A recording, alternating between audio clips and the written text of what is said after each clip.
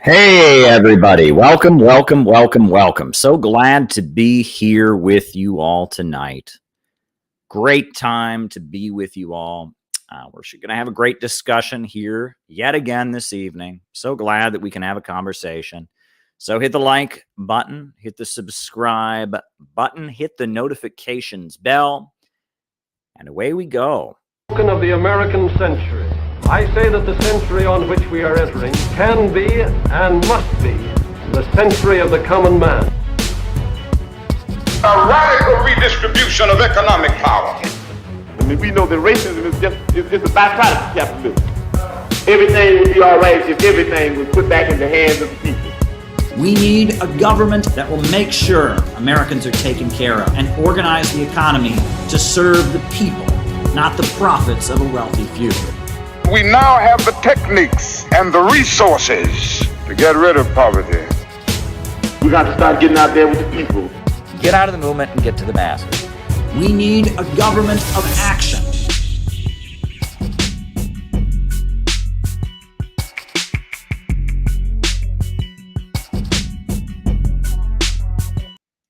Welcome, everybody. So glad that we're here. Yeah, it's going to be a great conversation here tonight. We are streaming almost every day. We streamed yesterday. We streamed the day before that. We streamed the day before that. We're just going to keep going. Every so often, I may have to take a night off, but I've got a lovely Brooklyn apartment, a different Brooklyn apartment than we started out in. And we have a whole room here just set aside for doing this kind of work. And so we're just going to keep going. And every night, every afternoon, evening, whenever is best, we're going to do these streams because I just want to keep engaging with all of you, right? This is something we can do. We can stream. We can have these regular streams. And I intend to be here. And I intend to be here and answer your questions and engage with you all. And we're just going to keep going. It's holiday season. It's cold outside. And we're going to keep doing these streams. So hit the like button, hit the subscribe button, hit the notifications bell. The way we do these streams is I give my opening remarks. And as I give my opening remarks, I am writing down your super chat questions. And then after my opening remarks are over, we do the roll call where I answer your questions. But before I answer your questions, I do the roll call and I call you out as I see you, names and locations. We find out who is on the other side of the camera, who's watching. Always a very interesting, diverse bunch of people from different corners of the planet. And then after that, I answer the super chat questions for the rest of our show. The second half of our show is all me answering your super chat questions. So if there's something you want me to talk about in the second half of the show, by all means, send me a super chat because that's what makes the second half of our show so gosh darn enjoyable. It is those super chat questions. Welcome, everybody. Welcome, welcome, welcome. So that's how we're going to do things. A couple quick business announcements. Big business announcement, which is that on Sunday, there will be an amazing new documentary released by the great Peter Coffin. Peter Coffin, member of the Center for Political Innovation, friend of mine, personal friend of mine. He spoke at our CPI conference in Austin. He's a longtime comedian, a Marxist, a book publisher, an author.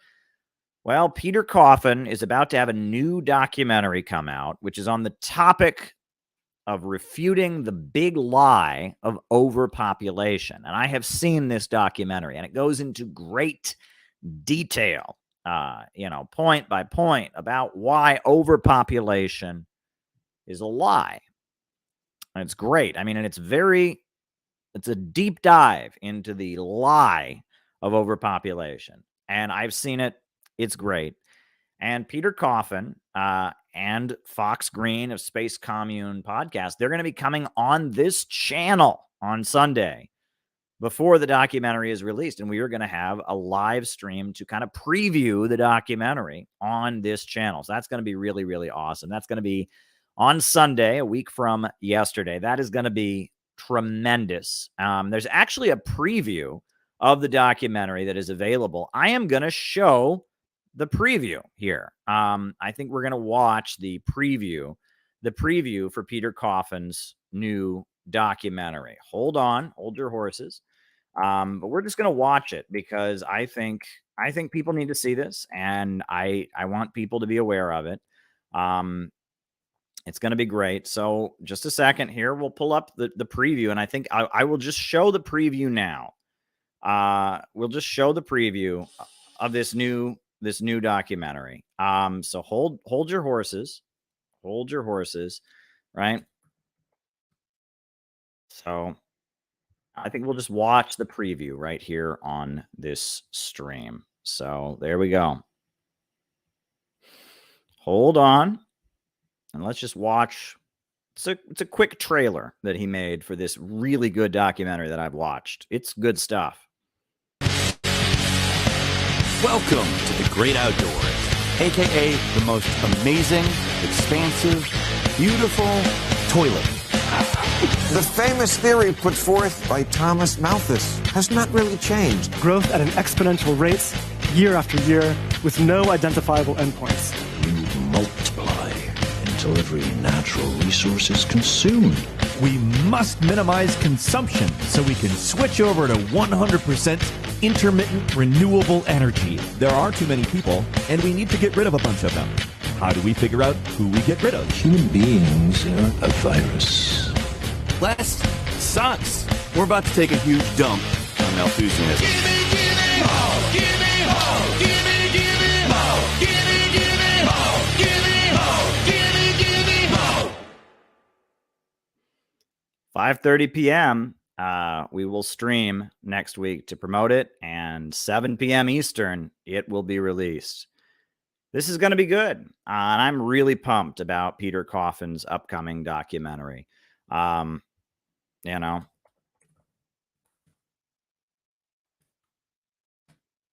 so there you go. Just wanted to get that out there. It's going to be, it's a very good piece. It's a really, really good piece. And I'm really glad to be part of promoting it and such, because it's going to be really, really important. So that's a quick business announcement there.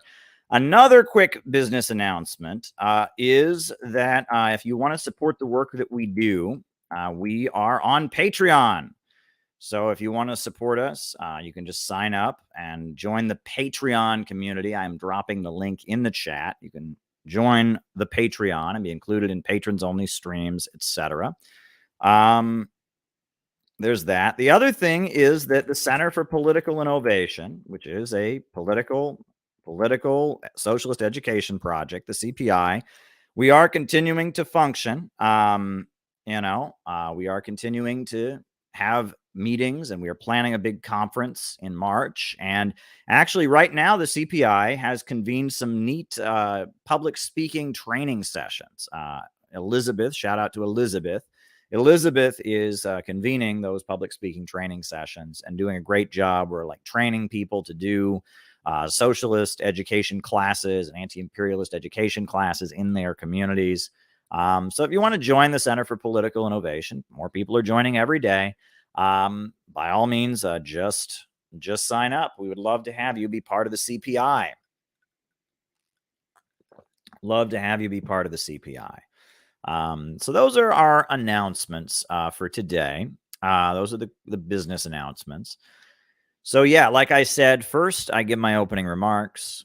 Then from there, I do the roll call. We find out who's on the other side of the camera. And then the second half of the show is all me answering your super chats. So if there's something you want me to talk about in the second half of the show, best way to get me to do it is to shoot me a super chat. I will be writing them down and typing them down as we go. And then after the roll call, I'll start answering them.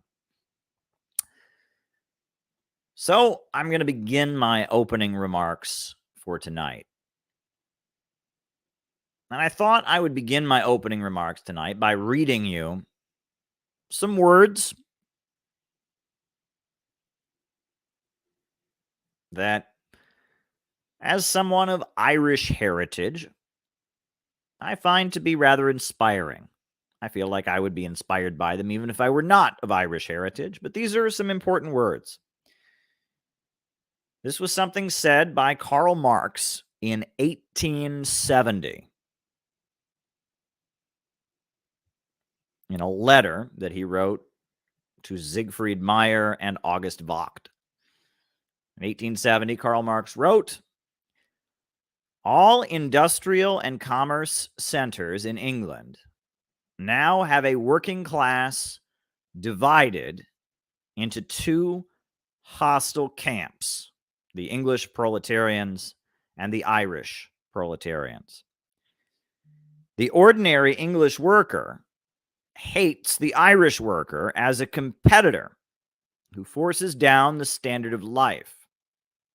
In relation to the Irish worker, he feels himself to be a member of the ruling nation and therefore makes himself a tool of the aristocrats and capitalists against Ireland, thus strengthening their domination over himself.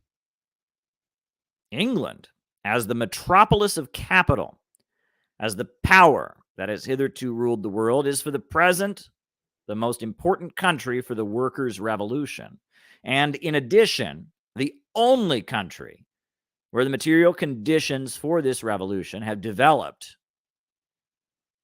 to a certain state of maturity. Thus, to hasten social revolution in England is the most important object of the International Working Men's Association. The sole means of doing so is to make Ireland independent. It is therefore the task of the International to bring the conflict between England and Ireland to the forefront everywhere, and to side with Ireland publicly everywhere. The special task of the Central Council in London is to awaken the consciousness of the English working class that for them, the national emancipation of Ireland is not just a question of abstract justice or humanitarian sentiment, but it is the first condition of their own social emancipation.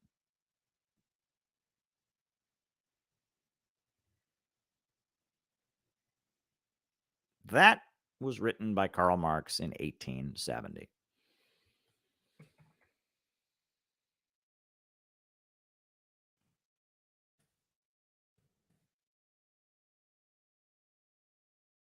Those are very powerful words.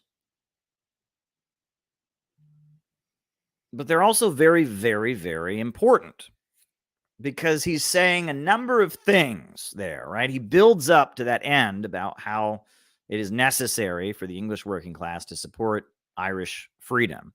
However, he builds up to it by saying a number of things that are very important. He starts out, he says, all industrial and commercial centers in England have a divided working class, right? But then he says this is very interesting. The ordinary English worker hates the Irish worker as a competitor who forces down the standard of life. In relation to the Irish worker, he feels himself to be a member of the ruling nation. So the English worker, even though he's a worker, and thank you, David,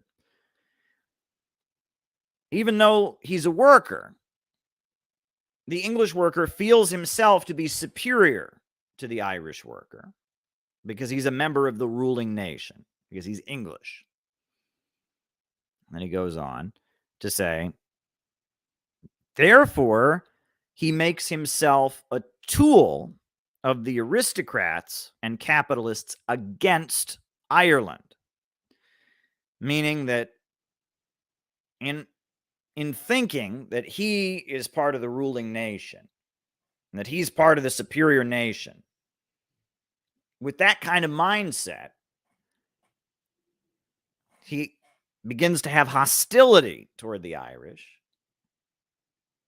And in doing so, he solidifies his position in service of the aristocrats and capitalists of England, meaning that this hostility toward Irish people, whipping up the English working class into a mode of hostility toward the Irish, into a mode of feeling that the Irish were their enemies, solidifies their loyalty to the capitalists at home. He makes himself a tool of his aristocrats and capitalists against Ireland, thus strengthening their domination over himself, meaning that the more that English workers bought into the idea that they should be against the Irish, the more the capitalists of Britain and the aristocrats of Britain solidified their grip over the English workers.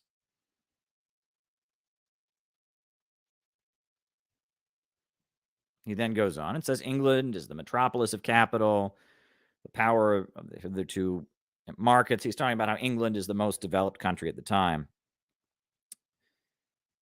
But then he goes on to say that because England is the most important country in the world, to hasten social revolution in England is the most important object for the International Working Men's Association. And he says the sole means of doing so is to make Ireland independent.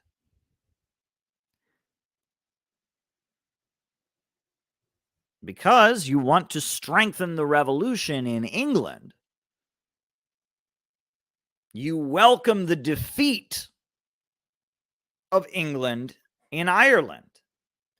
Meaning that because the workers of England are struggling against the capitalists of England, and because the capitalists of England are colonizing and exploiting the people of Ireland, if you are trying to make a workers' revolution in England, it is therefore in your interest to see the English capitalists defeated in Ireland.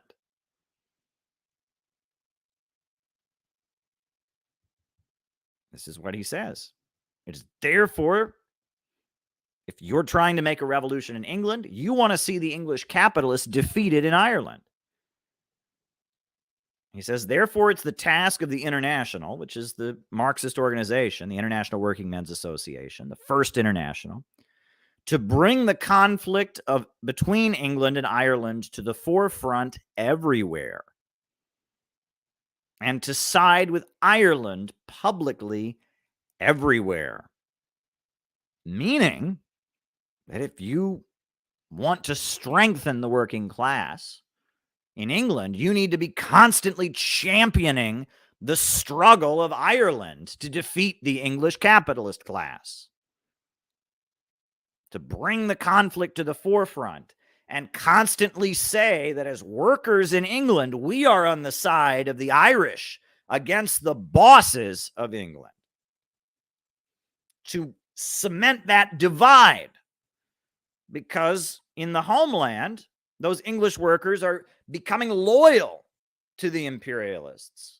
By joining the English capitalists, they're becoming loyal to their bosses by joining with them against the Irish. So the job of the revolutionary is to turn that around. The job of the revolutionary is to get the English workers to turn against their bosses. The hostility toward Ireland is making them more loyal to their bosses, more loyal to their exploiters. The revolutionary is trying to do the opposite. It's trying to create a divide between the working class and the capitalist class. And so in order to do that, it's necessary to heighten the division and to support the Irish people in their struggle for national liberation. Then the quote goes on. The special task of the Central Council in London is to awaken the consciousness of the English working class that for them, the national emancipation of Ireland is not a question of abstract justice or humanitarian sentiment. Well, it's not like just because it's right. It's not about having moral empathy for the Irish people, saying those English are so mean to them, it's the right thing to do. No, that's not the approach. But rather to see the national liberation of Ireland as the first condition for their own emancipation, meaning that if the Irish people defeat the English capitalists, that will help the English working class to defeat the English capitalists. That's what it means. That if you are a revolutionary and your capitalist class is exploiting people in other countries, and a conflict is arising, you welcome the defeat of your own capitalists as a step towards your own liberation. This is called revolutionary defeatism. If our enemy is the American bankers and the American corporations and their state, the Pentagon, the FBI, the CIA, any force around the world that is resisting them is on our side. And we should welcome the defeat of the FBI and the CIA and the Pentagon and the American banks and the American oil companies and the American corporations. If we represent the working class of America, it is in our interests not to see the Pentagon victorious, not to see the Pentagon strengthened and defeating its rivals. It's not in our interest to see American oil companies spread their tentacles across the planet.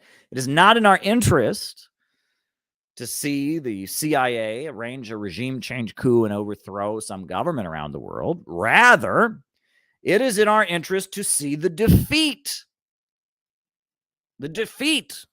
of the American imperialists, the defeat of the Pentagon, the defeat of Wall Street, the defeat of the big oil companies, the defeat of Google, the defeat of Silicon Valley.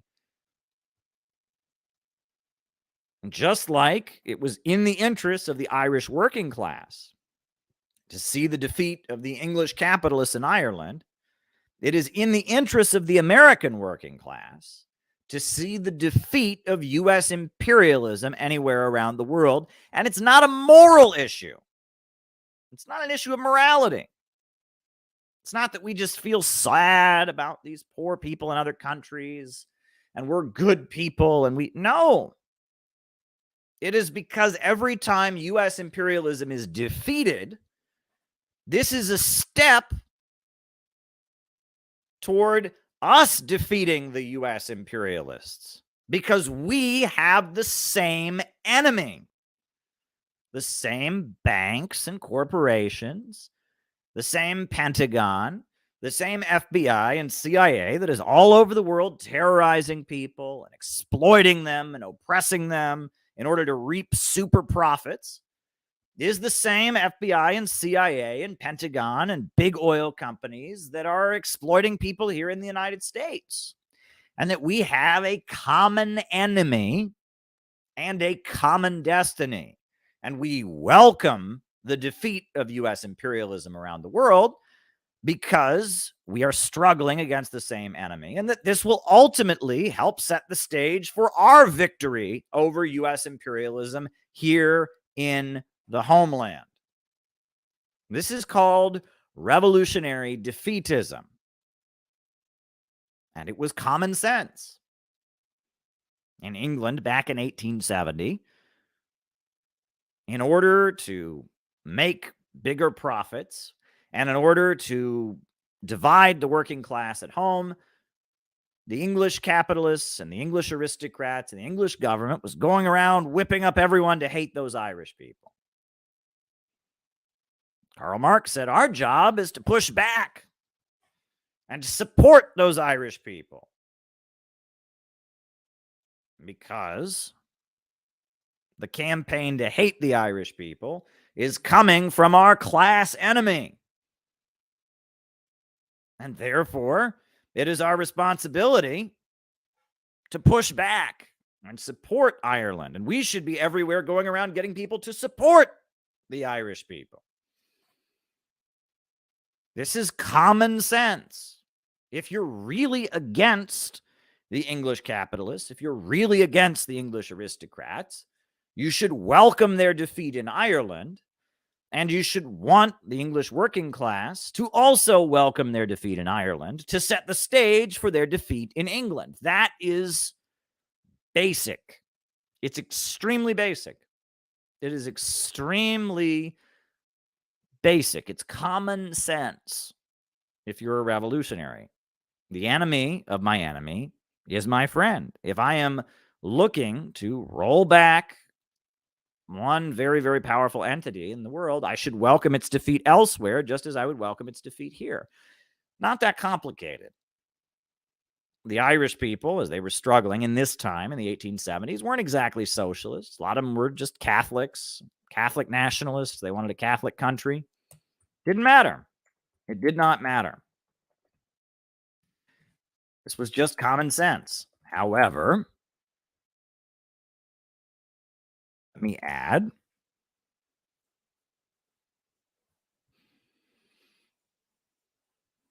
that as the Second International developed and as the socialist parties of Europe got bigger and bigger and bigger and became part of the European capitalist governments, they changed their tone. And that's why World War I was such a horrendous atrocity, because the socialist governments marched their people off to war. And Lenin wrote furious, angry essays about the Second International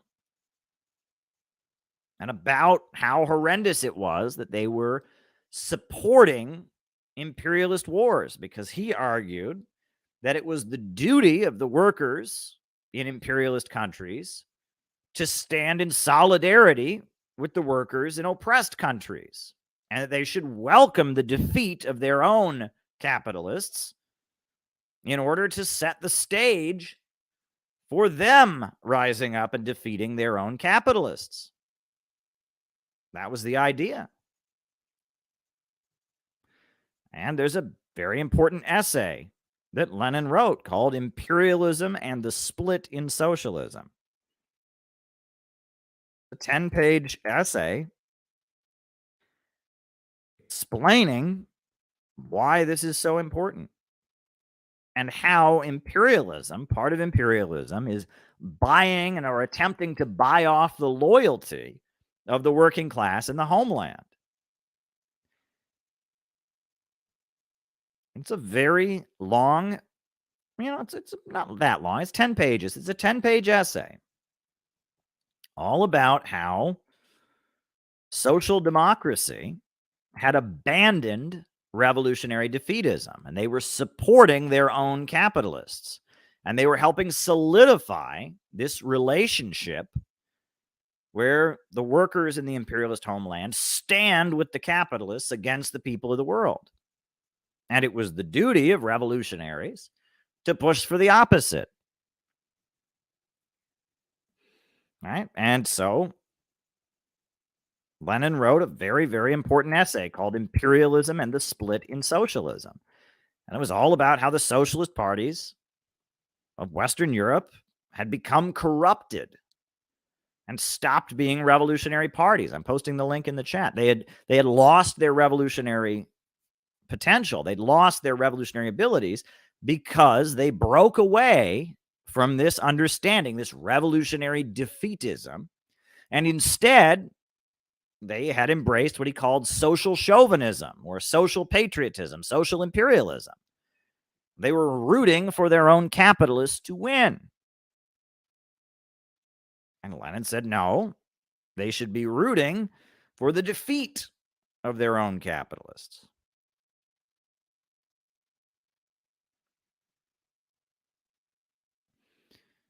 I'll read to you from the essay.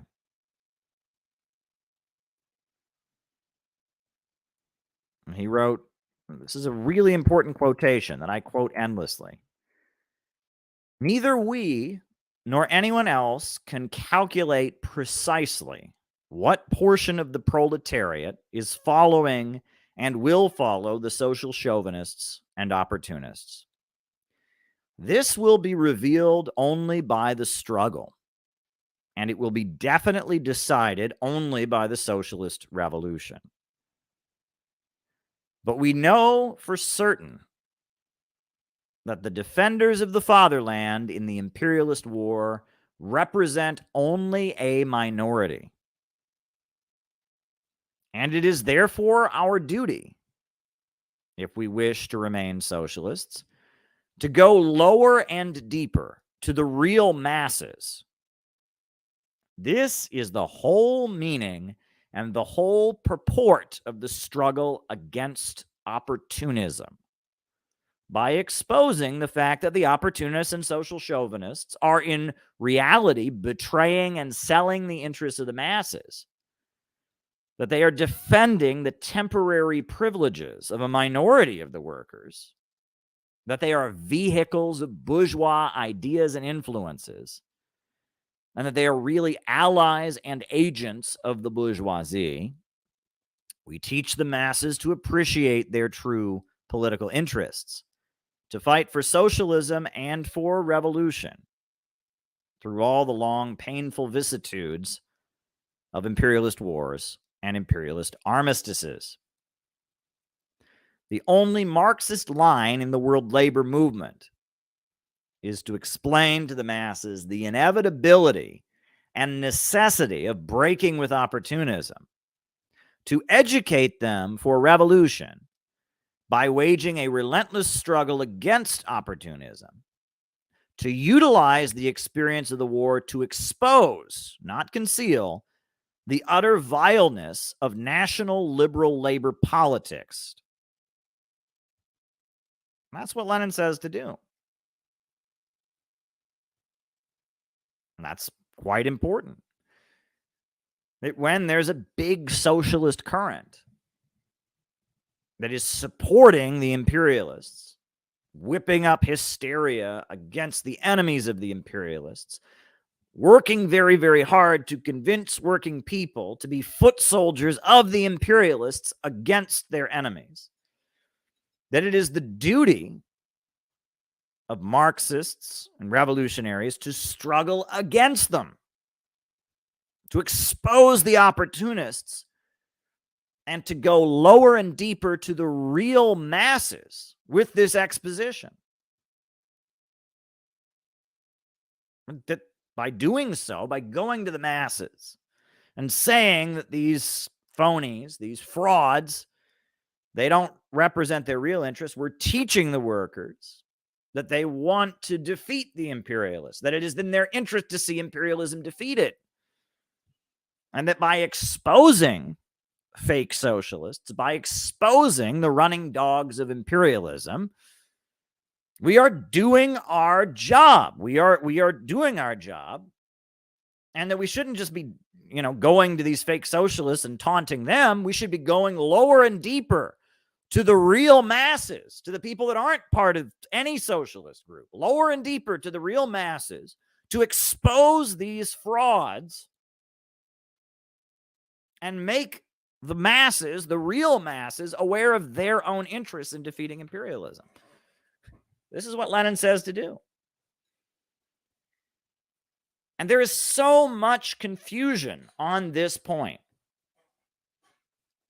So much confusion around this issue that it makes my head spin. Because it seems that the synthetic left has absolutely no idea how to understand this. They have completely lost the plot. And I will give two examples of this that just show how completely they've lost the plot.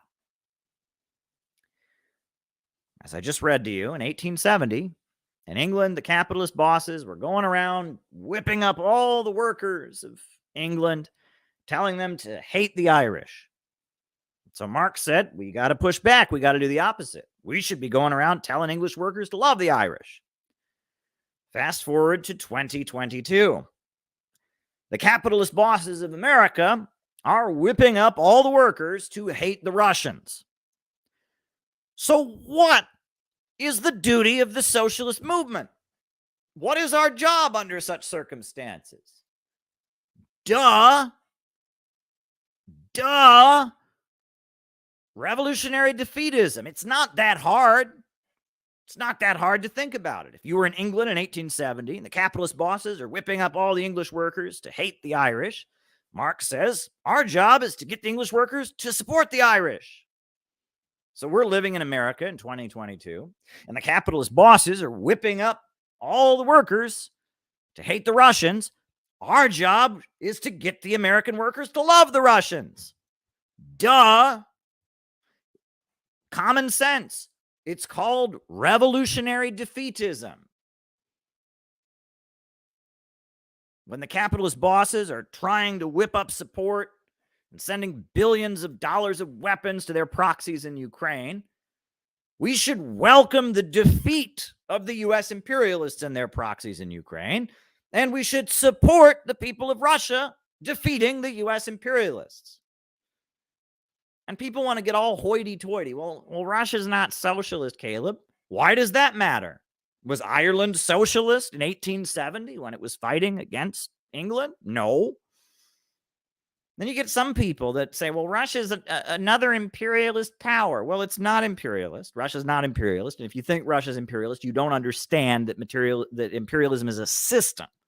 A system. It's not a policy. It's not, no, Russia does not fit the economic definition of imperialism. But even if they did, right, let's just pretend for a minute that maybe they did. It is still in our interest to advocate the defeat of our own bourgeoisie. So even still, we should be supporting it. When you see the capitalist government distributing Ukrainian flags to everybody and the capitalist mainstream media whipping up people to support Ukraine and to hate Russia, it's just common sense that if you're a revolutionary living in the United States, you then support Russia. It's a no-brainer. Everything I just read to you from Marx about Ireland, cut and paste. It's that simple. Doesn't matter if it's the Vietnamese that they're fighting. Doesn't matter if it's the Chinese that they're fighting. Doesn't matter if it's the Cubans that they're fighting. If you are living in the center of U.S. imperialism, unless it's a really strange situation like World War II, right? World War II is obviously an exception. That's much more complicated. But in a straight up imperialist conflict, you welcome the defeat of your own capitalists and you support the forces around the world that are working against them. It's not complicated.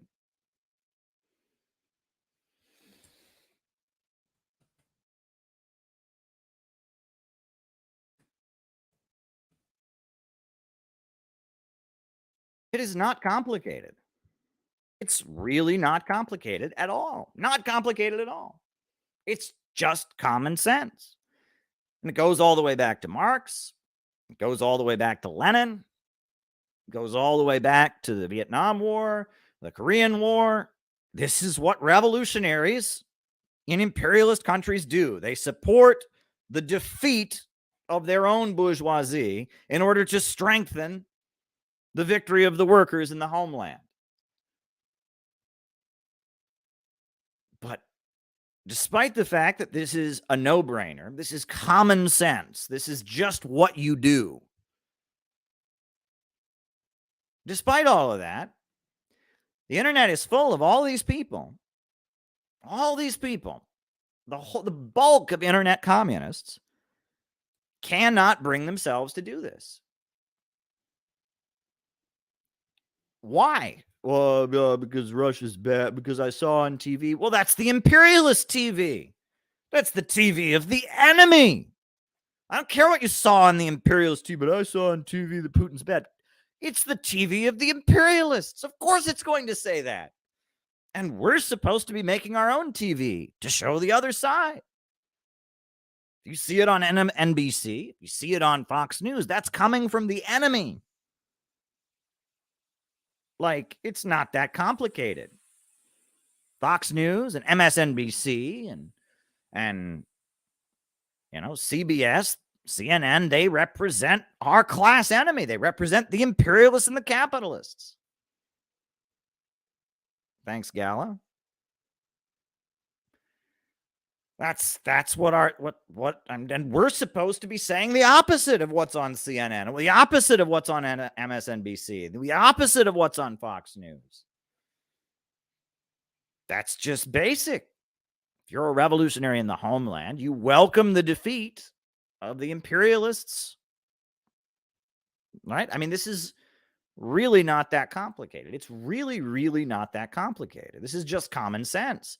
But yet you see barely any support for Russia among so-called socialists and communists. It makes absolutely no sense because they've forgotten one of the most basic principles,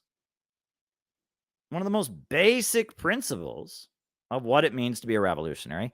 But then, while they forget to welcome the defeat of their own bourgeoisie, they just, that part, it just slipped their minds, right? The idea that we're against the Pentagon, we're against the U.S. imperialist state, we're against the FBI, we're against the CIA. Therefore, we ought to, welcome their defeat. That just fell out. They just forgot that part. It just, whoopsie daisy. They forgot it. Oopsie poopsie. They forgot it. However, they suddenly, at the same time, they've forgotten the whole point of revolutionary defeatism. They look at essays like the one I just read to you about social chauvinism, and they say that means you should never use an American flag.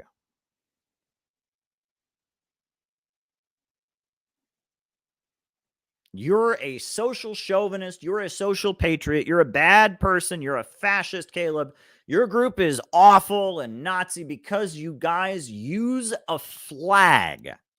You wave the American flag.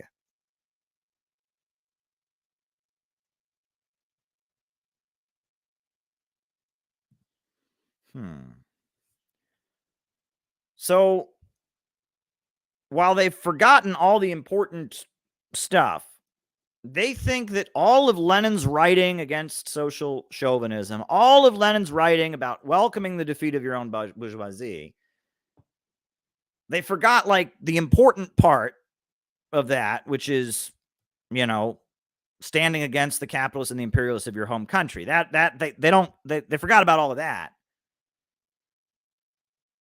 They just think it means that you go around saying that you don't want, you're not patriotic.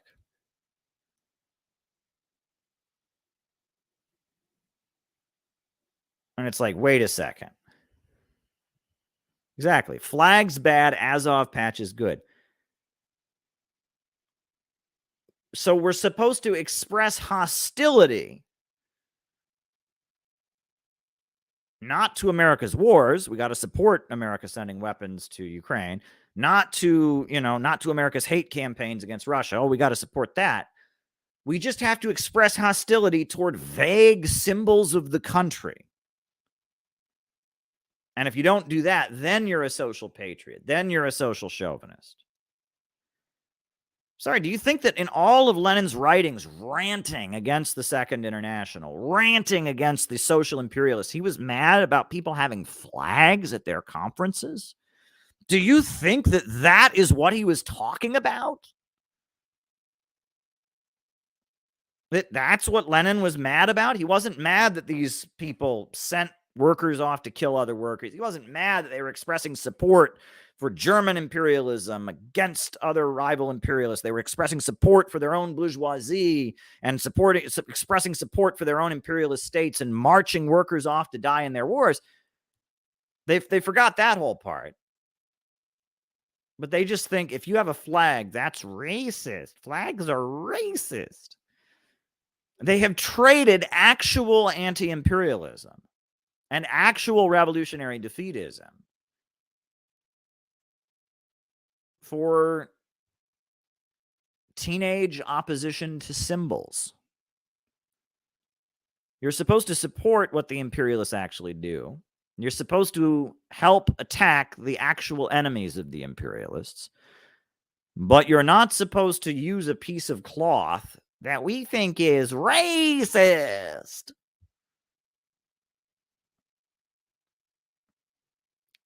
Now, if you can you tell me a a more distorted and confused reading of Marx and Lenin. I have never heard a more confused and distorted reading of Marx and Lenin. I mean, this is like they are completely out to lunch. They're supporting their own bourgeoisie. They're helping win the loyalty of the workers to their own bourgeoisie. They support the FBI. They support the Pentagon. They support U.S. foreign policy. And then those of us who are actually standing and welcome the defeat of our own bourgeoisie and seek to communicate this to the working class,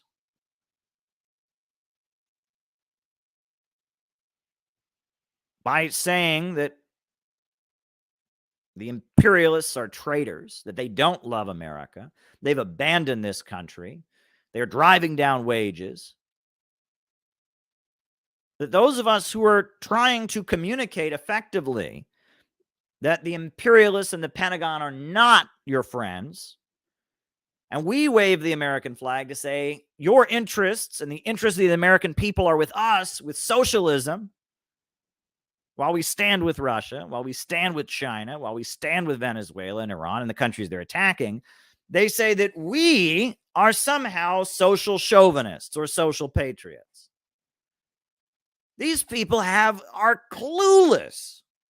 They are completely and utterly clueless. They do not understand what it means to be a revolutionary at all.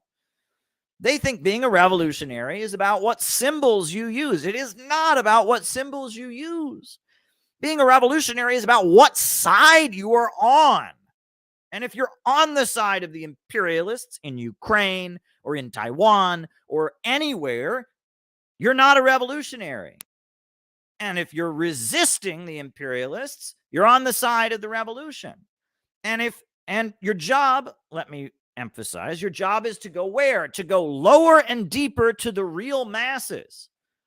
And if those real masses love America and they've been brainwashed to think that, communism is un-American, in order to get lower and deeper to the real masses, you wave an American flag and you show that we love America and Wall Street doesn't and the Pentagon doesn't. That's what your job is, to go lower and deeper to the real masses, to support the defeat of your own bourgeoisie. We are doing exactly what revolutionaries should be doing. We are welcoming the defeat of our own bourgeoisie. We are supporting the forces of resistance. And we are going lower and deeper to the real masses with this message and exposing the social chauvinists, the synthetic left. We are going to the broad masses of people and saying the synthetic left are your enemies. The synthetic left are phonies. We're going lower and deeper to the real masses. And in order to communicate to the real masses in a language they can understand, we are expressing that we are the patriots, we are the true Americans, and the imperialists and the Wall Street money sharks and the Pentagon military-industrial complex, they are the traitors. They are un-American. What? We are doing exactly what you're supposed to do. If you read Marx, you read Lenin, we are doing exactly the right thing. And these people are doing the exact wrong thing. The first thing that they're doing is they're supporting the imperialists, and they're joining their hysteria against Russia. They're joining their campaigns to help make the workers in the homeland loyal to the empire. Number one, not supposed to do that. Number two, they are focused on the left and organizing among the left, the so-called left, right? They're focused on the movement. They're focused on what people who call themselves socialists but support U.S. imperialism are doing. They're trying to position themselves within the movement. And Lenin says, no, we're not interested in positioning ourselves in the movement. Our duty is to go lower and deeper to the real masses. And if people in the movement don't like flags, that doesn't matter because we're not trying to recruit the movement. Our job, if we wish to remain socialists, is to go lower and deeper to the real masses, and among the real masses, expose the opportunists. Meaning our job is not to go to the left forum and try to recruit all the left forum folks. Our job is to not go to the CPUSA and try to recruit the CPUSA. Our job is not to go to the DSA meeting and try to recruit the DSA. Our job is to go to Iowa and Pennsylvania and Texas and California and go to the streets of working class neighborhoods and recruit the real masses to defeat the DSA, to defeat the CPUSA, to defeat the left forum, to go lower and deeper to the real masses and expose the opportunists and make the real masses aware of their real interests. We should be 1,000 times louder in our opposition to DSA than Fox News is. We should be 1,000 times louder in our opposition to the CPUSA than Tucker Carlson is. We should, the masses who hate the CPUSA for being a party that supports the FBI, a party that supports the Biden administration, a party that says that Russia is the main threat, not NATO, the masses who hate what that party stands for, which is support for their bosses and support for the Pentagon and support for the police state, we should be the champion of those masses. And while doing it, we should make the masses aware of their real interests. We should be leading the masses, the broad masses of people, to defeat the opportunists. This is what Lenin says. Go and read it for yourself. Imperialism and the Split in Socialism. It's not our duty to go and try to recruit the CPUSA. It's not our duty to, get rid of the flags because people don't like. No, our job is to be with the masses who hate everything that these opportunists stand for and lead the masses lower and deeper to the real masses, make them aware of their own interests by exposing the opportunists. We should be knocking on doors. We had the forces. We would be knocking on doors all across this country. Do you hate AOC? Do you hate the squad? We hate them too. Why? Because they work for the bosses. They're not socialists. They're social imperialists. And don't you hate what they're doing? Don't you hate this woke culture they're shoving down your throat? We hate it too. Why? Because we're communists. And your real interest is with the Russians and the Cubans and the Iranians. That's our job.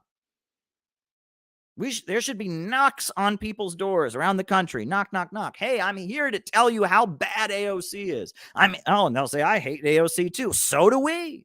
AOC works for the bosses. AOC supports the imperialist war. AOC wants your kids to get sent off to die on a battlefield in Eastern Europe. AOC wants to shut down your right to free speech on the internet. This is what we're supposed to be doing. We're supposed to be rallying the masses against the opportunists. That's our job. That's what we're supposed to be doing. We're not supposed to be pandering to the opportunists. We're not supposed to be trying to make us the head of DSA. We'll tone it down enough if you. No, that is not our job. Our job is to go lower and deeper to the real masses and expose the opportunists. When Lenin came back from exile, he was living in exile. He came back to Russia with all kinds of money he got from the Germans. When he got there, he said, we're going to change our name. The Bolshevik Party, they'd been known as the Russian Social Democratic Labor Party, parenthesis Bolshevik. There were two Russian Social Democratic Labor Parties. There was the Russian Social Democratic Labor Party, Menshevik, and there was the Russian Social Democratic Party, Bolshevik.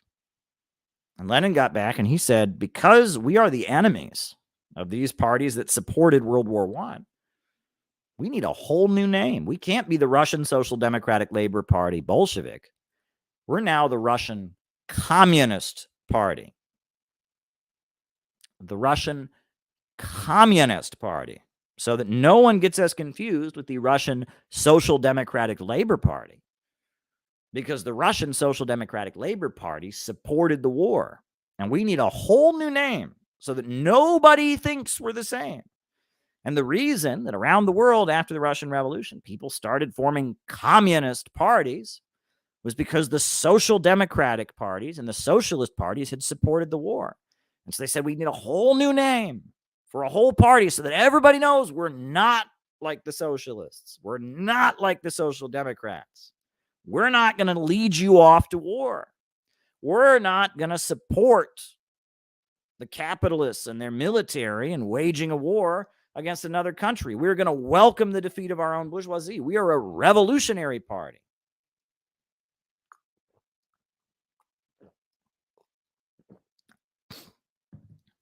This is a basic understanding.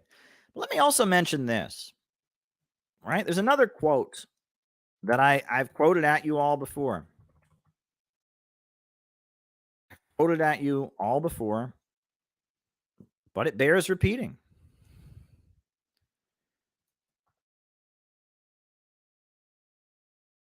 Bears repeating.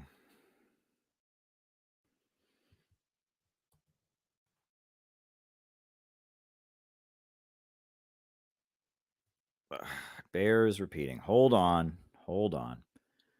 This is another quote. I've read it all to you all. I've read it to you all before, but I'm going to repeat it. Karl Marx says all previous historical movements were movements of minorities in the interest of minorities. But the proletarian movement is the self-conscious, independent movement of the immense majority in the interest of the immense majority. All historical movements were movements of minorities or in the interest of minorities. But the proletarian movement is the self-conscious, independent movement of the immense majority in the interests of the immense majority. I'm going to put that quote. I'm going to put it in the chat. That's from the Communist Manifesto, from chapter 1 of the Communist Manifesto. We are fighting for the majority.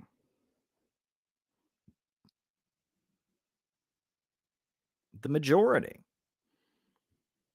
But yet, if you talk to these people, the opportunists, the fake socialists, the synthetic left, if you ask them who they're fighting for, they give you a list of minorities. And it's a long list. If you ask them, who are you, go up to your average synthetic leftist. Who are you fighting for? Well, we're fighting for people of color, and we're fighting for women, and we're fighting for trans people, and we're fighting for pansexuals, and we're fighting for two-spirited bisexuals, and we're fighting for fat people, and we are fighting for people who are too skinny, and we are fighting for mentally ill people, and we are fighting for, and they will give you this long list of every possible marginal group that you can think of. And it is a long list of minorities. And we have no ill will towards those minorities, right? We support the struggle for national liberation, right, of oppressed nationalities within U.S. borders. But our movement is not a fight for a minority. Our movement is a fight for the immense majority. That includes gay people and trans people and women and people of color. Yes, but we're not fighting for them on that basis, on the basis of their minority identity. We're fighting for them rather on the basis of being part of the immense majority, which is the working class. That's what we're fighting for. We're fighting for them because they are part of the immense majority. We're populists. And do you know what the word Bolshevik means? What does the word Bolshevik mean? It's a Russian word. What does it mean? It means majority, or members of the majority, majority group. That's what it means. The reason that the Bolsheviks were called the majority group was because in 1903, Lenin had a meeting in exile in London, And he said we need to form a party of new type, a new revolutionary party. And the majority of the people at the meeting went along with Lenin, and it was the minority that didn't. And so from then on, there were two parties, the Bolsheviks and the Mensheviks, the majority group and the minority group. However, at the time of the Russian Revolution, everybody knew the Bolsheviks as the Bolsheviks. They were the Bolsheviks. And in Russian, it just meant they were the majoritarians. They went around, there was this group called the majoritarians. They were fighting for the majority. That's what everyone knew them as. Most people were not members of the Bolshevik Party. Most people had not read complicated Marxist theory. At the time of the Russian Revolution, there was a war going on, and everyone knew there was this big group of people called the majoritarians that were against the war. And they ended up taking power on the platform of, we will end the war. The war is continuing. All the other big parties want to continue the war. We want to end the war. And we're for the majority.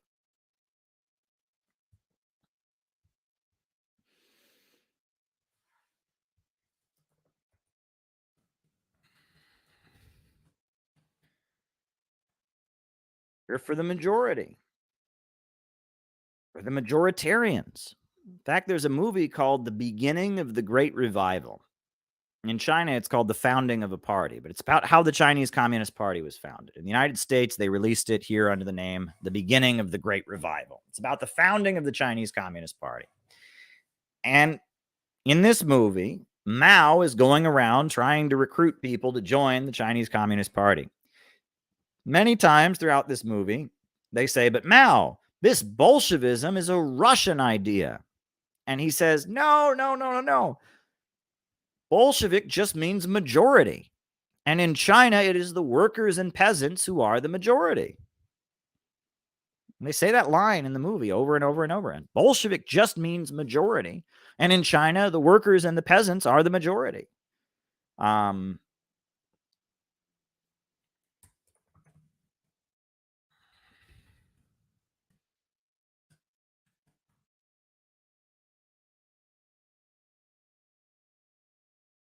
True. And in Russia, the workers and peasants were also the majority. And in the United States, the working class is the overwhelming majority.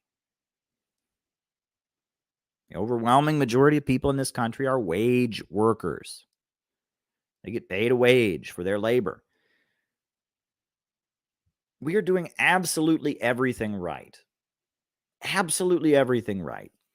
Okay, I'm being hyperbolic. We obviously make mistakes. Everyone makes mistakes. But when it really gets down to it, we're doing almost everything right.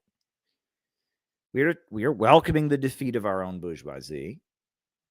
That's correct. We are going lower and deeper to the real masses. That's correct. We are exposing the opportunists. That's correct. And we're fighting for the majority. That's correct.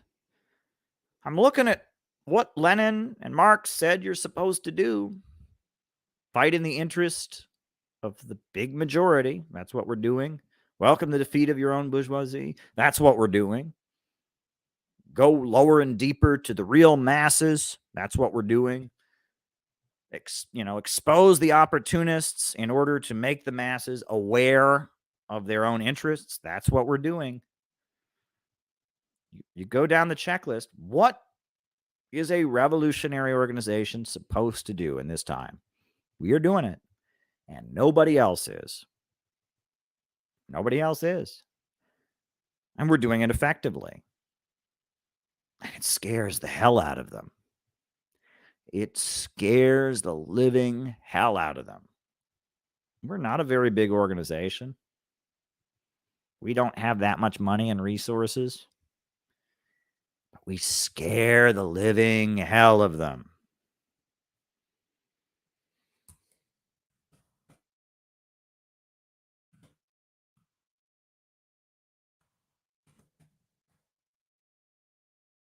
They scare the living hell out of the ruling class. The ruling class is utterly terrified of us.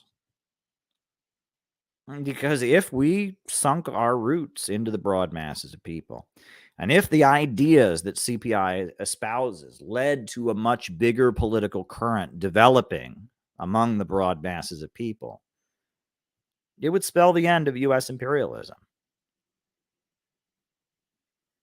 And that's why they are determined to crush us. That's why they are waging an all-out intelligence operation against us. That's why I have been subjected to more personal attacks and smears and harassment and demonization and lies and attacks on my character than anybody else.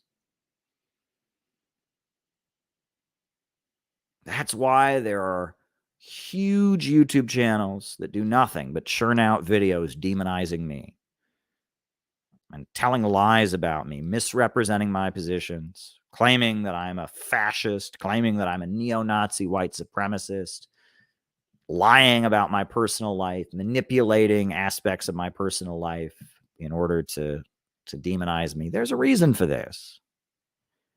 There's a reason for this. And this is to be expected when you are actually doing what you're supposed to do.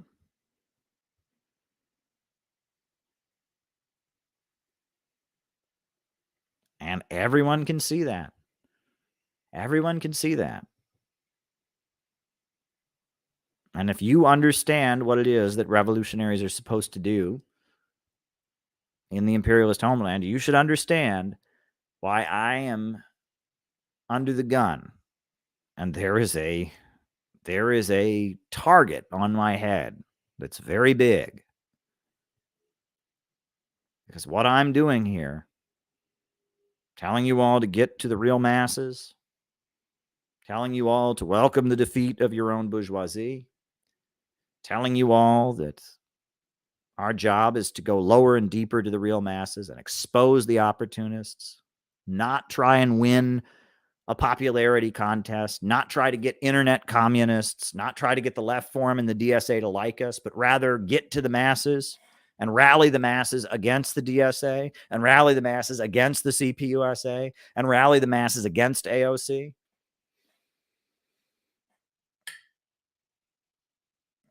I'm doing exactly what you all should be doing. Now, on other points, there might be disagreements, right? About market socialism, about the city building tendency and some of our new theories. Sure.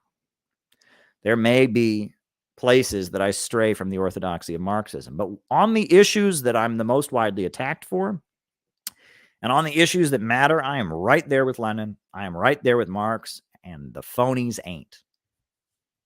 The phonies ain't. All the big voices claiming that they represent socialism in America, they ain't there. They're not practicing revolutionary defeatism. They're not going to the real masses. They're not exposing the opportunists. I don't know what to tell you. So I just wanted to get that out of the way. I just wanted to let you all know about that and kind of hope that this helps you all think about things, because it gets me fired up, but it's just kind of basic. It should be basic. These things should be basic, but they're not. They're not basic. The Communist Party, the Socialist Workers' Party, the Workers' World Party, the PSL, none of them do what we do. So I just wanted to be clear about that. And if you want to do it with us, join the Center for Political Innovation. And if you don't, that's okay. But we got shit to do, folks. We got shit to do. And there's plenty of work that needs to be done.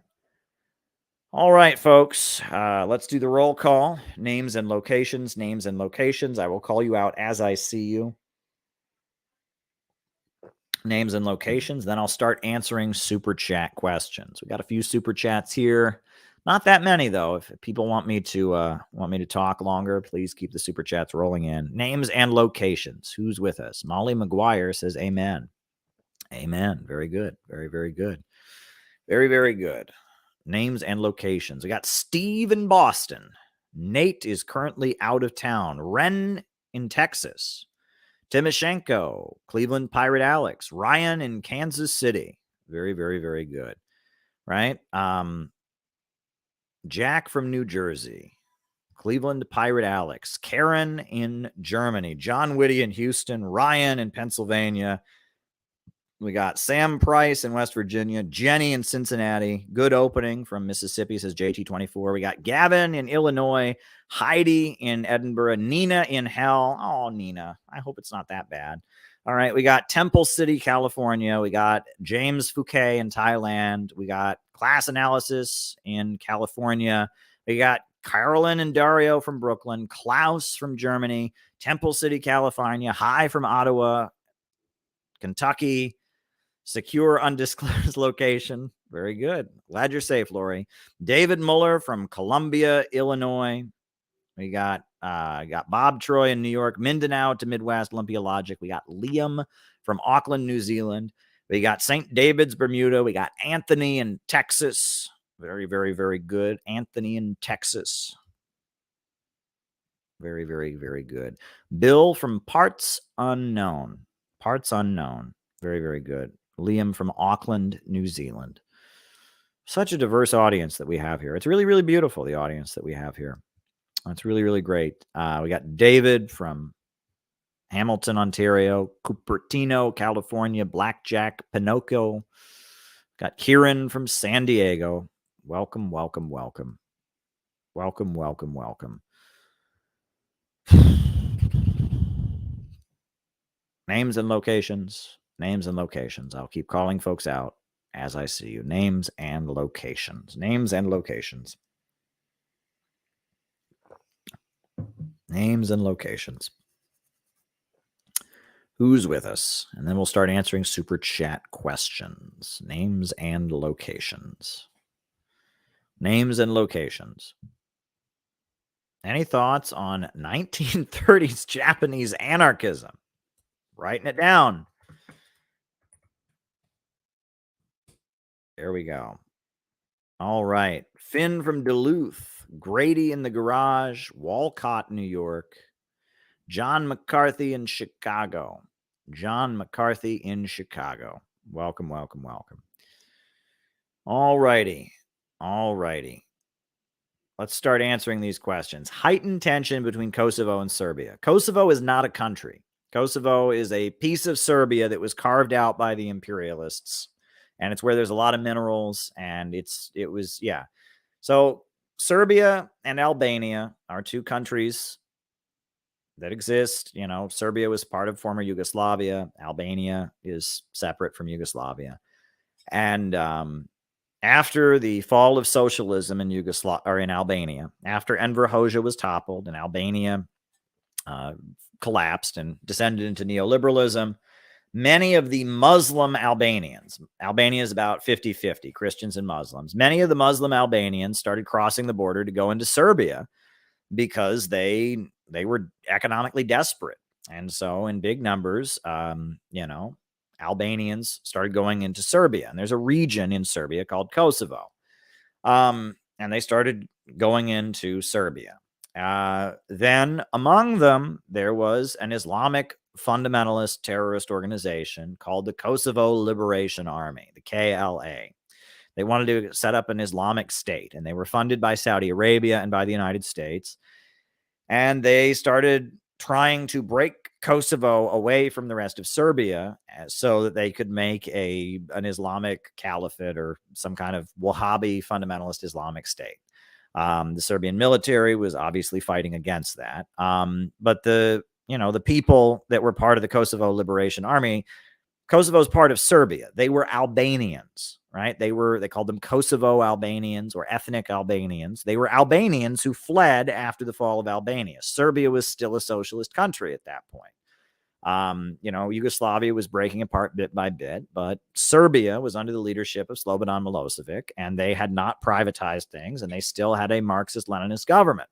And Serbia was maintaining its socialist economic system, and Kosovo, they were taking in all these refugees from Albania, and Kosovo Albanians that were Muslims were, converting to Islam and formed an Islamic separatist organization. So the government of Serbia was fighting against them.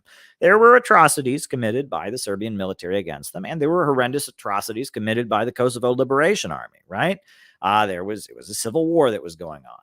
So then Bill Clinton and U.S. mainstream media declared, that there was genocide being conducted against the Kosovo Albanians. And they would call them Kosovoans. There's no such thing as a Kosovoan, right? Okay.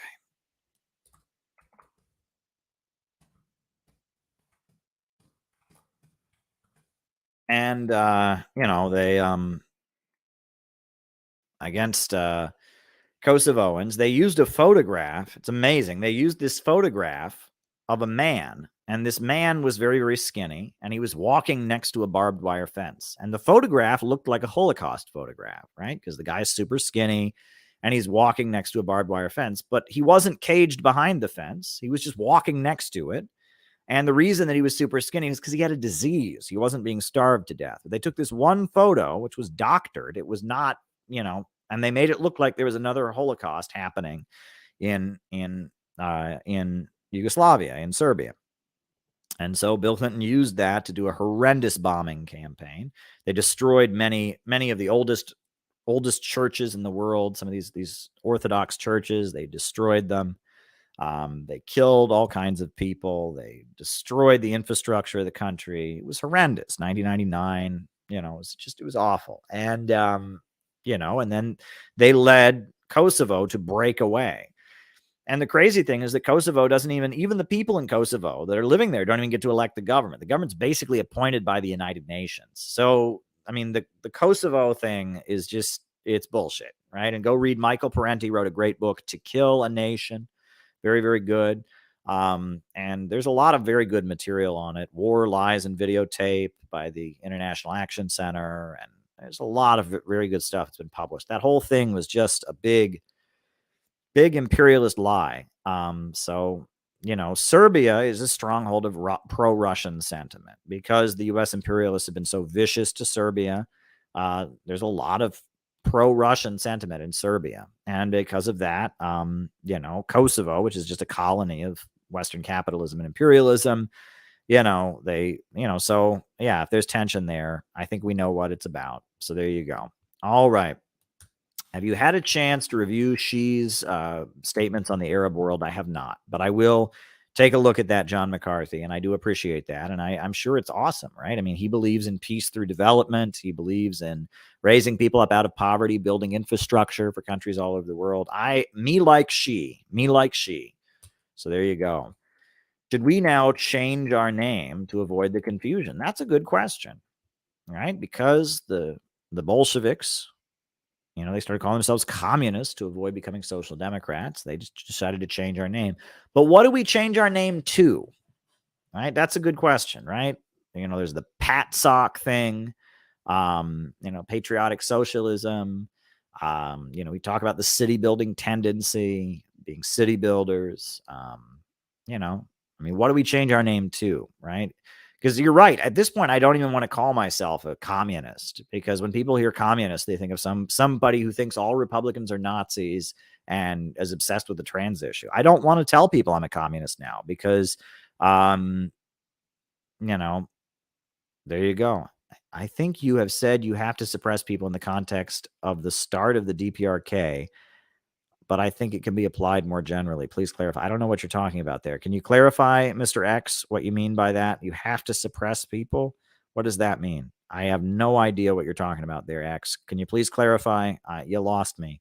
Maybe clarify in a follow-up comment or something. I don't know what you're talking about there.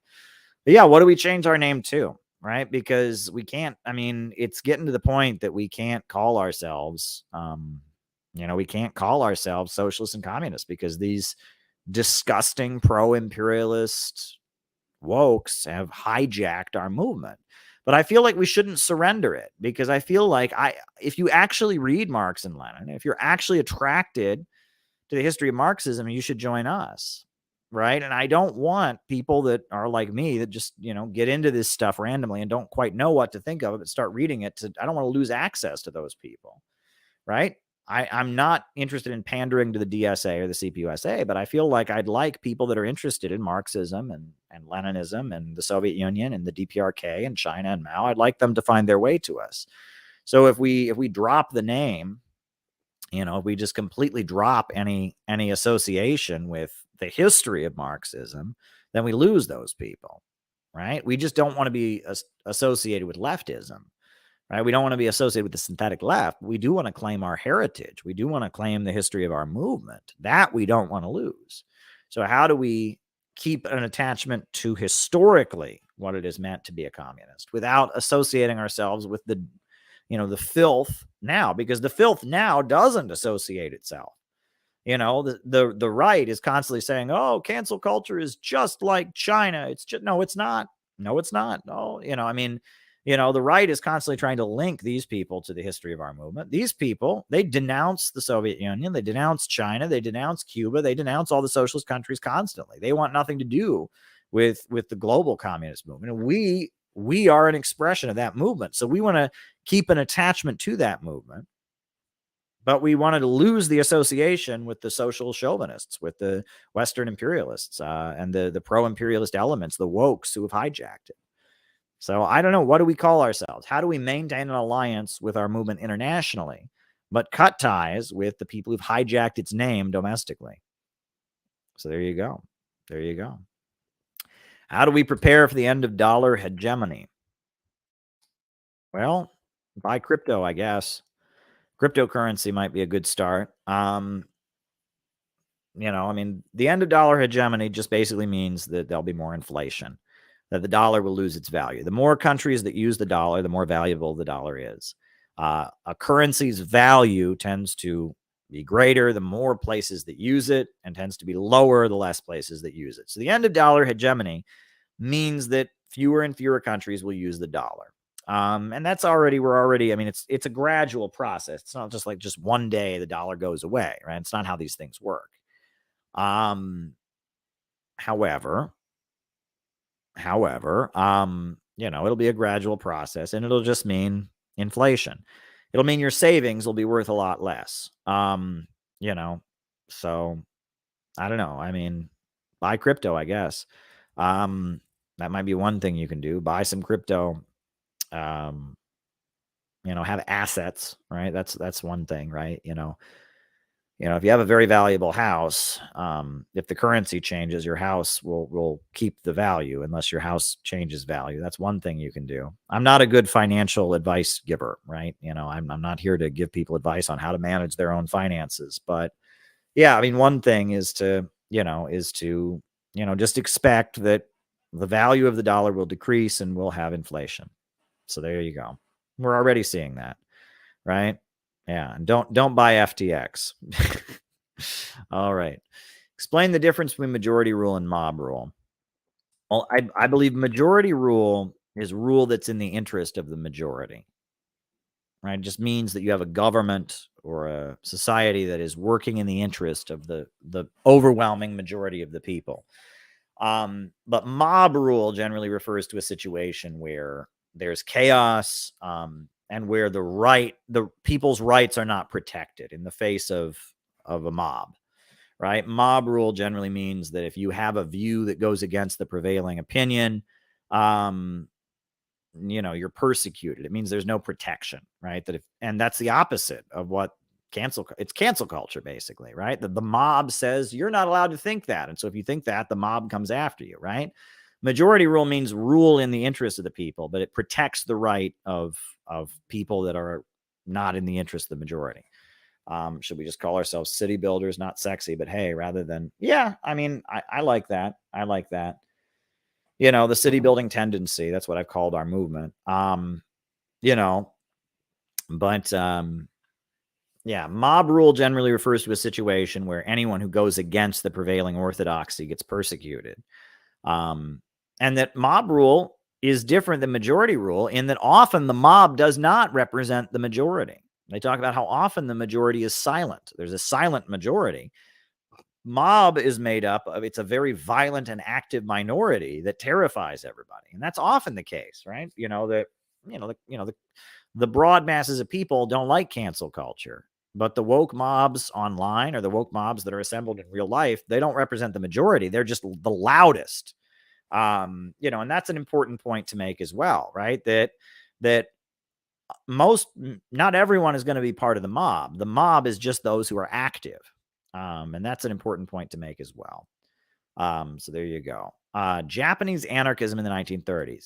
I don't know much about Japanese anarchism in the 1930s. I do know about the Japanese Communist Party, which was illegal under the Japanese, imperial government. When Japan started, moving toward having the Second World War, they outlawed the Communist Party. But yet there was a long, deep tradition of Marxism in Japan. There's a novel called Crab Ship that was written, and it was about workers on a crab ship who go on strike. And it's one of the most beloved works of Japanese literature. It's called Crab Ship, and it's about a union, a workers' struggle on a crab ship. And the man who wrote it was a leader of the Japanese Communist Party. He was part of the underground at one point. He worked in military factories and would sabotage the weapons, the Japanese Communist Party, even now, the Japanese Communist Party is at this point a Euro-communist reformist party that's pro-imperialist, doesn't support North Korea and stuff. But it was, it has deep roots, and that there is a long history of Marxism in Japan, and that they struggled against the Japanese, emperor and the Japanese empire. They were resistance from within. There were workers' struggles, strikes, factory occupations, etc. There was a workers' movement in Japan during the 1930s. It was heavily suppressed. There was a string of assassinations that went on in Japan during the 1930s. That as the Japanese government was preparing for going on an all-out attack, as that was happening, there was at that point like a series of assassinations in Japan. Is China joining the WTO a good thing?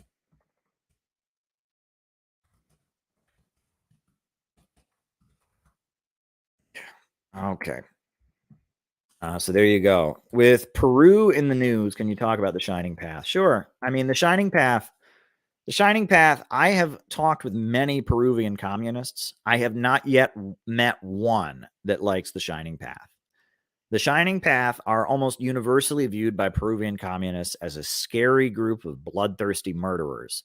Has nothing to do with their movement, right? The Shining Path bombed the Chinese embassy. That was one of their first acts. They blew up the Chinese embassy.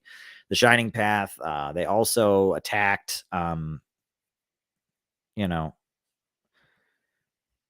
Okay. All right. So you're asking about suppression of civil liberties. Okay. Civil liberties. That's what you're getting at. DPRK. All right. Got it. I didn't get what you were getting at. Okay. All right. So, one of their first acts was to bomb the Chinese embassy. They attacked Cuban, linked targets as well. And, Peru, you have a countryside, and you also have an urban population. And in the urban areas, there was a labor movement, labor unions, and a communist party and all of that. And the Peruvian Shining Path organization was based among the countryside, the more indigenous folks in the countryside. And they were following, the strategy that Mao put forward in in Mao's military strategy, which was that you build up base areas in the countryside and then you enter the cities. You make an alliance and you eventually take the cities, right? And the turning point when you start taking the cities is called strategic equilibrium. Strategic equilibrium. That's when you start seizing the cities. But when you reach strategic equilibrium, you then make an alliance with the labor unions in the cities. You make an alliance with different forces in the cities. Well, when the Shining Path they seized enough rural territory. They wanted to start taking cities. They did the exact opposite. They started killing communists and killing trade unionists. And they were very violent and extreme. And that communists in Peru, like the Shining Path, was murdering them. No one had ever heard of the Shining Path, right? There was this guy named Ambimal Guzman, who was a college professor. He was just this college professor. He taught classes on philosophy. He was a communist. He really liked China. And he had a group of students who really liked him. They found him to be very charismatic. And one day they just all disappeared. They all went away. Nobody knew where they went. They just kind of went away. And people are like, okay, well, that little group went away. Wonder whatever happened to them. And then like 10 years later, these communists were having their regular meeting, and some crazy indigenous person walked in with their eyes glazed over and shouted, "Viva Presidente Gonzalo!" and started shooting up the meeting, and everyone's jumping under the chairs so they don't get shot and killed. Right? People didn't know they were communists. People just thought it was a crazy religious organization or something. It's the Shining Path. Follow the Shining Path of Presidente Gonzalo. People didn't know it had anything to do with communism. People just thought it was a crazy, violent, fanatical group. Right? It was a lot of very, very poor peasants that were recruited into this group, and the group went around cutting people's heads off and executing people. And, look, the indigenous population, the rural folks in Peru, tend to be darker skinned than the people in the cities. And a lot of them still speak indigenous languages rather than Spanish. And they have been, their economic conditions, they've lived in a state of underdevelopment. They don't have access to electricity. They don't have running water. And those folks are horrendously oppressed. So if there's anything good the Shining Path did, is it made Peruvian society aware of those people's conditions. Those people were voiceless in the Peruvian system. A lot of them, they didn't even get to vote. They were just kind of locked out of the Peruvian political system. Well, as a result of the Shining Path, they became, they were recognized as a group that, people had to acknowledge them. The voiceless were unheard no longer. So that is something I will give the Shining Path credit for. There's a group of people that Peruvian society, the Peruvian neoliberal pro-Western capitalist state had just written off, had just ignored. And as a result of this crazy violent group, recruiting among them and carrying out all kinds of crazy violent extremist attacks, Peruvian society said, wow, these people exist and they count. And, and that was important, right? It's important for the voiceless to be heard. And the rural population of Peru, deeply impoverished. And there's still a lot of those folks. It's still deeply impoverished, right? However, the fact that the Peruvian forces were so violent to socialist countries and communist organizations in Peru, so hostile to the Peruvian labor movement, and that what they believe in, they're not communists. They're like weird peasant Jacobins, peasant utopians, right? They it's like, follow our true shining path and we shall create heaven on earth. They denounced every socialist country. The Soviet Union was no good. China was no good. Cuba was no good. No. The true path, it's Marx and Lenin and Mao and Presidente Gonzalo and, not a good group. Not a good group. And, they lost for a reason. They lost because they failed to make alliances. They were an armed extremist organization that represented the peasantry. They were armed utopians, really. They were utopians with guns trying to create heaven on earth with a very bloodthirsty ideology. They were Jacobins. It was the peasant revolutionaries, right? When peasants, and that's one thing, just like Pol Pot, peasants, the peasantry, the working class can be pretty, when there's working class revolutions, the working class can be pretty nice. But when peasants get mad, do not mess with peasants. No one's more oppressed than peasants. Peasants, they're on the land of someone else. They have no rights. They're treated horrendously. And when peasants get together, woo, look at Pol Pot. Look at the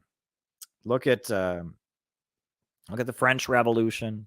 Read Mao's essay, Report on a Peasant Uprising in Hunan, and what was going on like back in the 1920s in China. When peasants revolt, it's not pretty.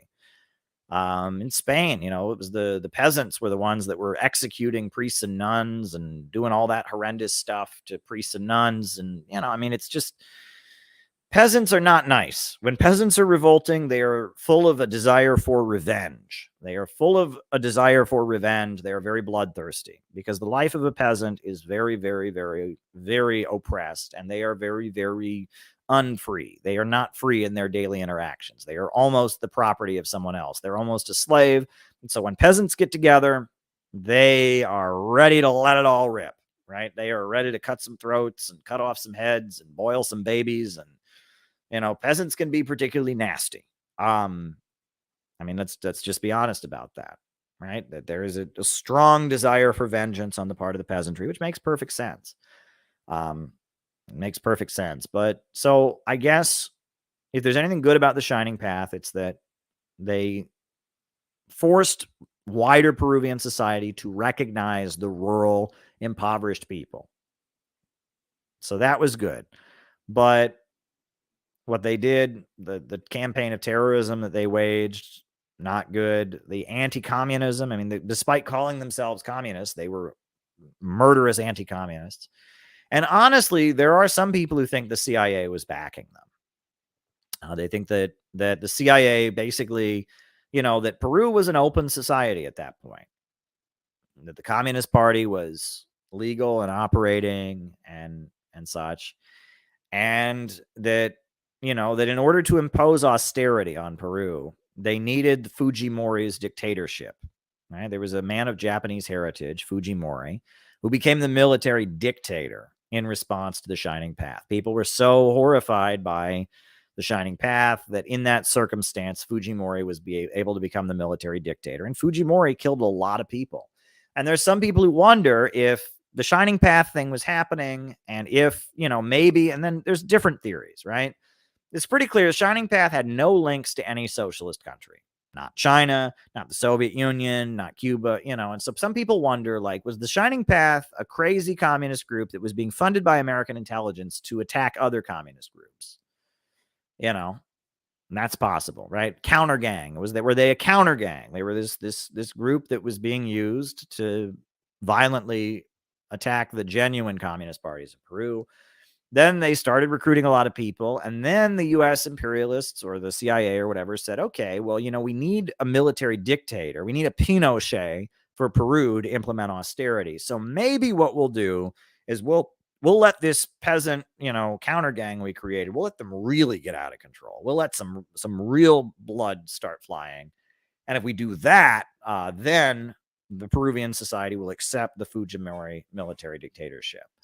So that's one theory, right? Is that they were a CIA counter gang, that they were just some kind of, there was a lot of that went on. You have to remember the late Cold War, especially in a lot of African countries, it got really confusing. In Angola, you had the MPLA, and the MPLA were fighting against UNITA, and UNITA claimed to be a Maoist communist party. In the 80s, UNITA said, yeah, we're not really Maoist communists. We're advocates of Western Jeffersonianism. But UNITA in the 70s claimed they were Maoists, right? In Ethiopia, there was the whole thing with Eritrea and the Eritrean separatists. And in many African countries, you had a Soviet-backed communist party, and then you had a China-backed communist group. And then the U.S. government would give huge amounts of money to the China-backed communist group to kill the Soviet-backed communist group, and then people would slip into the leadership of the China-backed communist group, and then after a few years, the China-backed communist group said, "Yeah, we don't really believe in communism anymore. We just hate the Soviet Union. We hate communists." It was kind of weird, so there were a lot of these communist parties that were formed during the Cold War that spoke in the name of communism. But their main job was to go around fighting the Soviet Union and fight the real anti-imperialists. There was a lot of that. This is called counter gangs, right? You read about Frank Kitson had a book called Gangs and Counter Gangs, right? And even in the United States, the Spartacist League. This is a communist group in name. But if you look at what they did during the 70s and 80s, they just went around attacking any communist group that was doing anything, right? When the Workers' World Party, they formed the People's Anti-War Mobilization. It was a huge anti-imperialist rally in Washington, D.C. Well, the Spartacist League, they attacked the people's anti-war mobilization with baseball bats and weapons. There was they mobilized to attack it.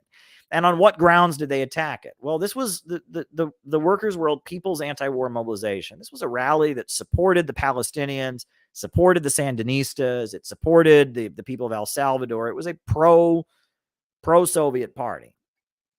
It was a pro-Soviet, pro-anti-imperialist rally. But it was a peace march. It was an anti-war mobilization. So the Spartacists said, because this is an anti-war mobilization, it's not supporting the right of people in the third world to take up arms against the U.S. imperialists. Therefore, peace, which means they're against violent revolution. Now, that's a huge stretch. That's ridiculous, right? I mean, this was a huge anti-imperialist rally. There were people, that were sympathetic with the Sandinistas that were speaking, people that were sympathetic with the guerrillas in El Salvador that were speaking, but they were saying, well, this is a peace march and we don't want peace. We want a violent revolution against U.S. imperialism. So on that grounds, their members were going and violently attacking, the rallies. Well, that's an intelligence kind of thing to do. Right. And there's a lot of weird stuff like that went on, especially in the late Cold War. They would find a communist group that would speak in the name of communism, but be working to defeat the real communists. Right. And so the Shining Path was this group they were originally Maoist communists. They broke with China because they thought, Deng Xiaoping was no good. And then they were just this crazy group that was very violent, was, cut people's heads off and tortured people and bombed people. And one of their main targets was communists. Their target was communists, right? The Peruvian Communist Party. They killed thousands of members of the Peruvian Communist Party. They killed thousands of Peruvian trade unionists. And it was a lot of Peruvian peasants. And it didn't sound like communism. People didn't know they were communists. It sounded like a religious organization, the Shining Path. Right? I mean, their real name was the Communist Party of Peru, but they just went around telling everyone, we have the Shining Path. That was their slogan, El Sendero Luminoso. And, Viva Presidente Gonzalo, and their symbol, they would make posters that were shining, sun rays and stuff. And people just thought they were a religious cult or something. They thought it was a fanatical religious group, and they went around killing communists. So there you go. But yeah, there you go. All right. Was China joining the World Trade Organization a good thing? I would say yes. And the same for Russia. Even though, the World Trade Organization is not good. But if you join the World Trade Organization, that grants a country the right, it grants them access to international markets. And the U.S. imperialists are always trying to force socialist countries out of the international markets. So the World Trade Organization, for the most part, is a bad group. It's a world court, basically, that kind of reviews trade laws that countries make, right? And if you put tariffs on your country, this international court basically has the right to overturn your tariffs, etc. It's not a good thing overall. However, for an anti-imperialist state like Russia or China or Cuba or Venezuela to join it, it gives them access to trade they wouldn't normally have. Usually the U.S. imperialists are doing everything they can to prevent anyone from trading with these countries, right? They don't want anyone to trade with China, no one trade with Russia, no one trade with Cuba. So when China or Russia or Cuba or Iran or North Korea gets access to the World Trade Organization, that means they get a lot of foreign investment and it gives them access. They're not cut off from the world market. So it's good when they get that access. Overall, the WTO is bad. All right. Suppression of civil liberties. I've said this many times. I am in favor of total freedom of speech, total freedom of assembly. However, for countries that are under attack and surrounded and barricaded, that is not realistic. And that doesn't just apply to DPRK. It applies to this country. Do you think I'm here in New York City making broadcasts about the evils of American imperialism? Do you think if there was an armed conflict going on the other side of New York City that I would be allowed to be on the internet broadcasting my views against the American government? Of course not. Right? That when a society is in an all-out state of war, generally freedoms get suppressed. It's not a matter of that being good or bad. It's just what happens. When a country is being barricaded and attacked and surrounded, the leaders clamp down, and it's not It's not like I advocate this happening. I believe in total freedom of speech. But to expect deeply impoverished countries, or to expect countries that are in a state of all-out war and fighting for their lives, to expect them to grant the same level of freedom that we have here in the West is not realistic. And this is an important thing. I have whole rants about this. And if this upsets you, Mr. X, or you find it offensive, you're missing the point. I believe in freedom, and I want a maximum level of freedom. In fact, I want there to be so much abundance in society that the state withers away. I want there to be so much wealth and prosperity that all social hierarchies, all inequality can fade away. But the only way we can get there is to build a society where there's wealth and abundance and peace and prosperity, right? And North Korea is a country in the circumstances that they are in. If you expect North Korea, with thousands of U.S. troops on the border, barricaded, locked out of the global markets, you expect them to just have the exact same level of freedom that we have in the United States. That's not realistic. It's not good. I don't think the North Koreans want to be in the situation that they're in, but they're in that situation. And based on being in that situation, they've developed the way that they are. And this is what we don't understand. Joe Biden and the Western imperialists, they make it sound like every society in history should just have the exact same level of freedom that we have in the United States right now. And they make it a moral question. And then that raises the question, why did no one talk about freedom of speech or freedom of religion or freedom of assembly until like the 1400s in Europe? Were people just evil until then? No. But we had not yet achieved the level of economic development and stability in society to allow that. Go back to medieval Europe, have a subsistence farming society with that level of development. You got a life expectancy of like 30. All right. You're barely growing enough food for everyone to eat.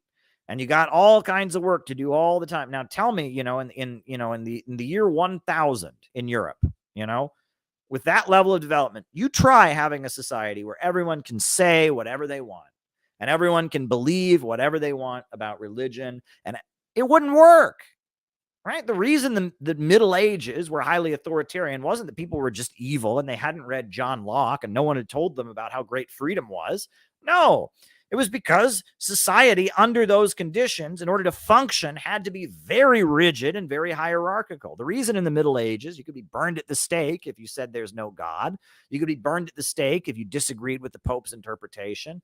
Peasants were, believed that the king was ordained by God to rule over them. There was no freedom of speech. There was no freedom of assembly. The reason for that was because that was the level of social cohesion that was necessary at that state of development. And the road to freedom in any country, whether it's North Korea or Korea, really, North Korea, I mean, it's all Korea's one country, but the road to freedom in any country is development. And when a society becomes more prosperous and more stable, it becomes more open and free. So there you go. Sex blackmail is part of the deep state. Wasn't that what Whitney Webb has been exposing about Jeffrey Epstein? She's been doing a lot of great exposures about Jeffrey Epstein, and it's been good stuff, But yeah, the Jeffrey Epstein, not a good dude. And Peter Coffin, in his new documentary, he talks about how Jeffrey Epstein, not only was he not a good dude in that way, but he also was a Malthusian. Jeffrey Epstein was a big believer in, the idea there are just too many people in the world. Some people are useless eaters.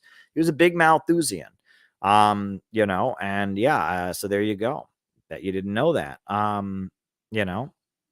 Bet you didn't know that. But anyhow, folks, I guess this is where we'll end it for tonight.